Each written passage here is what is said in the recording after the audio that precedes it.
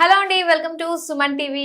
ప్రస్తుతం మనతో పాటు ఉన్నారు celebrity homeo physician Marapalli Chetan Raj గారు.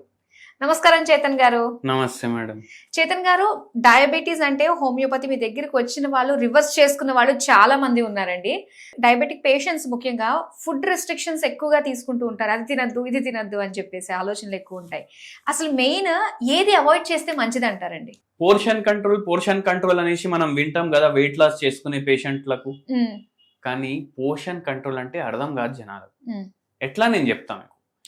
ఇంటికి ఎవరో పార్సల్ బిర్యానీ తీసుకొచ్చిండ్రు, దాంట్లో 2 బుక్కలు మీరు తిన్నారు, అది ఒకటి. మీరు రోడ్డు పైన వెళ్తున్నారు బండి మీద, మీకు బిర్యానీది హోటల్ కనిపించిందని ఫ్యామిలీ ప్యాక్ లో సగం తినడం ఒకటి. అర్థమైంది కదా మీకు? అది పోర్షన్ కంట్రోల్. అయితే ఇది జనాలకు అర్థం కాదు. ఇప్పుడు మనం ఎటువంటి డైట్ చెప్తామంటే, మీకు ఏది తినాలనిపించినా మీరు తినండి అంటాం, కానీ కొన్ని రిస్ట్రిక్షన్స్ పెడతాం. ఇప్పుడు నెలకు ఒకసారి మీరు వండుకున్నారు బిర్యానీ, ఒక 2 బుక్కలు తినండి. మీ ఆశల్ని ఎందుకు సంపేస్తారు మీరు? అవునా కదా? అది వేరే. లేదు నేను వారానికి ఒక ఫ్యామిలీ ప్యాక్ ఖతం చేస్తా అంటే పని నడవదు. అది మీరు గుర్తు పెట్టుకోవాలి. మళ్ళీ ఇంకోటి ఏంటంటే, డయాబెటీస్ లో కూడా పోర్షన్ కంట్రోల్ చాలా ఇంపార్టెంట్. ఎట్లా అయితే అధిక బరువులో ఇంపార్టెంట్ ఉంటది, దీంట్లో కూడా అంతే ఇంపార్టెంట్ ఉంటది పోర్షన్ కంట్రోల్. మళ్ళా సెకండ్ ఏంటంటే, షుగర్ వ్యాధి వల్ల చాలా మందికి చేతులు లాగడం, కాళ్ళు లాగడం అవుతుంది. ఇది ఎందుకు అవుతుంది?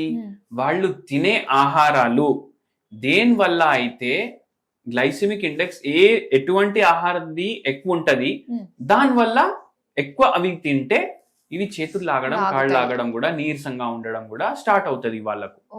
ఎందుకంటే గ్లూకోజ్ మెటబాలిజం చక్కగా లేదు. అయితే మనం ఏం చెప్తామంటే, మీరు ఒక పూట చాలా లో గ్లైసిమిక్ ఇండెక్స్ ఫుడ్స్ తినండి. ఒక పూట ఏమో మీకు ఏం తినాలనిపిస్తే అది తినండి, కానీ ఎంత మాత్రం తినాలనిపిస్తే దానికి సగం మాత్రం తినండి. ఇంటికాడే వండుకొని తినాలి అవి. అది మీరు పాటించండి. ఒక పూట మీకు కావాలంటే ఫ్రూట్స్ కానీ సాలడ్స్ కానీ తినండి. అయితే ఏం చేస్తారు చాలా మంది పేషెంట్లు, మార్నింగ్ 9 o'clock 10 o'clock తింటారు. మార్నింగ్ 9 o'clock 10 o'clock తిన్నప్పుడు ఇడ్లీనో, దోసనో, ఉప్మానో ఇట్లాంటివి ప్రిఫర్ చేయండి. వడాలు, మైసూర్ బజ్జీలు తినకండి. ఎందుకు? డీప్ ఫ్రైడ్ ఉంటాయి. అవునా కాదా? ఒక మైసూర్ బజ్జీ మీరు చేతిలో తీసుకోండి, ఇట్లా పిండండి, మొత్తం ఇట్లా ఆయిల్ పడుతుంది. ఎవరైతే మైసూర్ బొండా బై ఛాన్స్ తింటున్నారు ఈ వీడియో చూసేటప్పుడు, వాళ్ళు చేయండి. స్పెషల్లీ ఇట్లా మీ చేతిలోనే ఉంది, నోట్లో పోతుంది కదా, ఆగండి, ఇట్లా తీసుకొని పిండేసి చూడండి. మీరు తినట్లేడు, మీరు నూనె తాగుతున్నారు. అది అంతే. అయితే మళ్ళీ నూనెకి టేస్టే ఉండదు.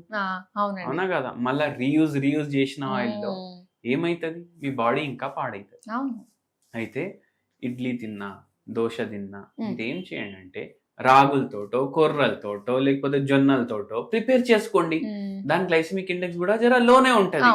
మధ్యాహ్నం మీరు రైస్ తింటున్నారు, ఇట్లా రెగ్యులర్లీ తినండి. మళ్ళా మంచి ఫుడ్స్ ఏంది షుగర్ వ్యాధికి అంటే, గ్రీన్ టీ మంచిది, వైట్ టీ మంచిది, టీ స్పెషల్లీ.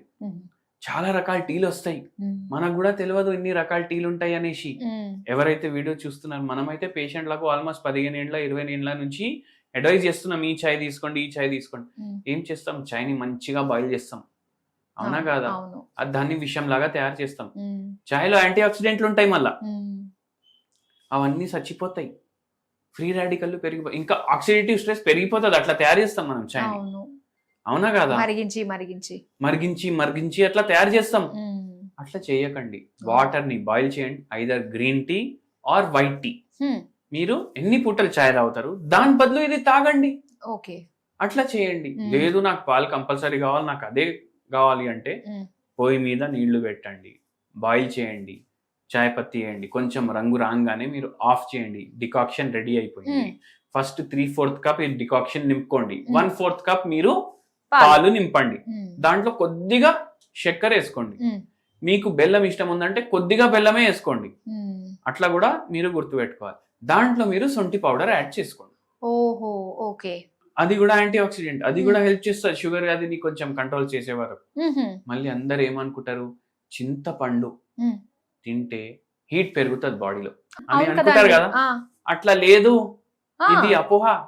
చింతపండు ఏం చేస్తదంటే ఏదైతే ఫుడ్ పోతుంది కదా, కార్బోహైడ్రేట్లు ఉంటాయి కదా దాంట్లో, కార్బోహైడ్రేట్ మన బాడీ అబ్జర్వ్ చేస్తుంది కదా, అది అబ్జర్వ్ చేయకుండా ఒక లిమిట్ వరకు చూసుకుంటది. అయితే చింతపండు తినొద్దు అని పెద్దవాళ్ళు అంటుండే. ఎందుకు? వాళ్ళు మొత్తం రోజు పని చేస్తుండే కదా, వాళ్ళకు ఫిజికల్ యాక్టివిటీ బాగా ఉంటుండే. ఒకవేళ కార్బోహైడ్రేట్ సరిపోకపోతే బాడీకి నీరసం వస్తుంది, పని చేయనీకి రాదు. అందుకే అట్లా అంటుండే వాళ్ళు. కానీ ఇప్పుడు మన పని ఏంది, మన లైఫ్ స్టైల్ మారిపోయింది, మొత్తం ఉల్టా అయిపోయింది. కలియుగం ఇది, అవునా కదా? మొత్తం మారిపోయింది. అయితే ఏమైపోయింది, ఇప్పుడు మనకు అంత కార్బోహైడ్రేట్ అవసరం లేదు. చింతపండు టేస్టీ కూడా ఉంటది, తినండి. అట్లా దానివల్ల చాలా బెనిఫిట్లు కూడా ఉంటాయి. షుగర్ వ్యాధి కంట్రోల్ చేయడానికి హెల్ప్ చేస్తుంది, మోకాల నొప్పులు కంట్రోల్ చేయడానికి హెల్ప్ చేస్తుంది, నరాల నొప్పులు కంట్రోల్ చేయడానికి హెల్ప్ చేస్తుంది. మేజర్ ప్రాబ్లమ్స్ అన్నిటిని కూడా చింతపండు హెల్ప్ చేస్తుంది అన్నమాట. హెల్ప్ చేస్తుంది. అట్లా చేతన్ గారు, ఇప్పుడు చాలా మంది ఏంటంటే భోజనం, సంపూర్ణ భోజనం తినాలి అంటే స్టార్టింగ్ పచ్చడి నుంచి స్టార్ట్ చేసి లాస్ట్ పెరుగు వరకు వస్తారండి.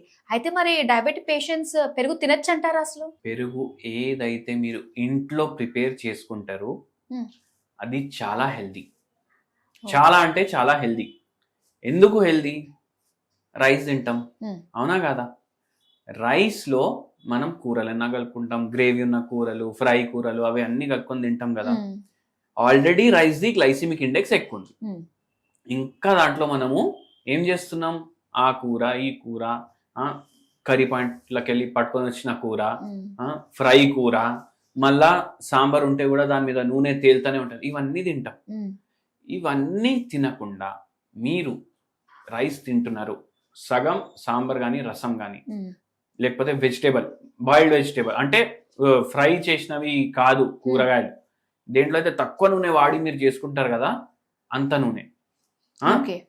నూనె అది సగం తినండి. హాఫ్ పెరుగు వేసుకొని తినండి అంటా నేను. ఎందుకు?